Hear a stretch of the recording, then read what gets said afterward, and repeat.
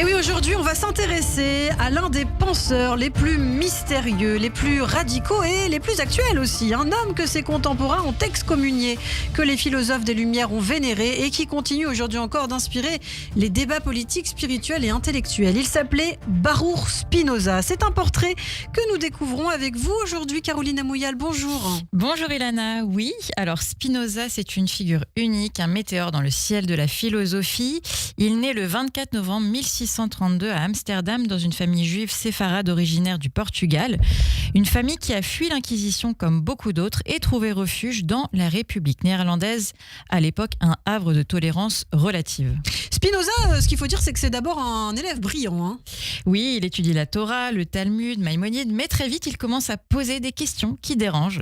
Car bien qu'étant un élève qui se fait remarquer pour son intelligence, il reste avant tout un penseur critique. Il se méfie des miracles, il s'intéresse à la science, il lit Descartes et s'interroge sur Dieu. Au lieu de réciter, il questionne, il doute, il veut comprendre autrement. Et donc, il se passionne pour Descartes, pour la science, pour les mathématiques et surtout, il commence à développer une idée totalement révolutionnaire pour l'époque. Dieu n'est pas un être extérieur au monde, mais le monde lui-même, ce qu'il appelle Deus sive natura, Dieu, c'est la nature. Bon, alors c'est là que le scandale éclate. Hein. En 1656, il a 24 ans, il est excommunié par les autorités rabbiniques. Eh bien oui, carrément, Spinoza est frappé par le hérem. Est-ce que vous savez ce que c'est, Ilana ? Vous allez nous le dire ? Eh bien oui, une exclusion religieuse extrêmement sévère. Le texte est d'une violence rare, il est maudit, il est banni et personne n'a plus le droit de lui parler. Même les archives communautaires refusent de conserver ses écrits. Et à l'époque, ce qu'il faut dire, il n'y a pas Internet, il n'y a pas de téléphone, c'est un peu une forme de mort sociale. Hein. Oui, et il va vivre dans la pauvreté et dans la discrétion jusqu'à la fin de sa vie. Il gagne sa vie en polissant des lentilles pour microscope et télescope.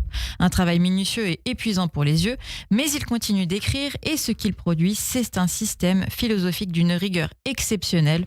Son œuvre maîtresse, l'Éthique, ne sera publiée qu'après sa mort. Elle est écrite comme un traité de géométrie, définition, axiome, démonstration. Un projet fou, expliquer le monde, l'homme, Dieu et l'éthique. Il développe également une pensée politique très en avance sur son temps. Dans son traité théologico-politique, Spinoza défend la liberté de penser, la séparation de la religion et de l'État, très actuelle, et la démocratie. Il écrit dans une formule que les modernes devraient méditer. Le but de l'État, c'est la liberté. Et cette liberté passe par la connaissance, pas par l'adhésion aveugle au dogme. Et c'est une pensée qui va inspirer des générations. Hein. Absolument, les philosophes des Lumières s'y retrouvent, les penseurs modernes aussi. C'est un pionnier de la démocratie moderne, mais il est aussi difficile à classer. Spinoza n'est ni croyant au sens traditionnel, ni athée. Il a une spiritualité rationnelle, disons, et ça le rend encore plus actuel aujourd'hui.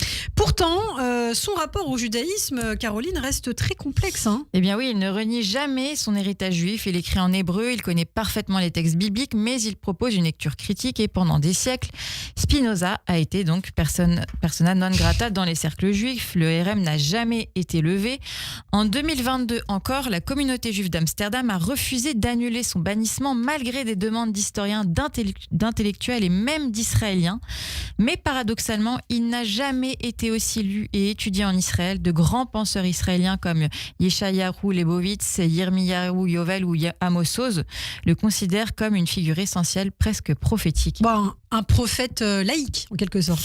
On peut dire. Exactement. Beaucoup voient en lui une forme de juif moderne, critique libre, fidèle à l'esprit plutôt qu'à la lettre. Certains le rapprochent même du sionisme laïque.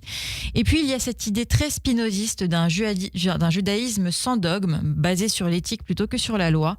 En Israël, des universités enseignent l'éthique dans les cursus de philosophie et ces idées sur la liberté d'opinion et la démocratie résonnent fortement dans le débat politique actuel. Bon, en somme, Spinoza reste un penseur en avance sur son temps. Oui, et il est mort jeune, à 44 ans, en 1677, pauvre, solitaire, mais d'une liberté absolue. Et aujourd'hui encore, il nous force à réfléchir autrement, à penser librement. Baruch Spinoza, l'excommunié, devenu maître à penser de la modernité. Eh bien, merci beaucoup, Caroline, pour ce passionnant portrait de Baruch Spinoza. Une chronique à retrouver évidemment sur notre chaîne YouTube Radio J Mag. Merci infiniment, Caroline, et je vous dis à la semaine prochaine. À la semaine prochaine.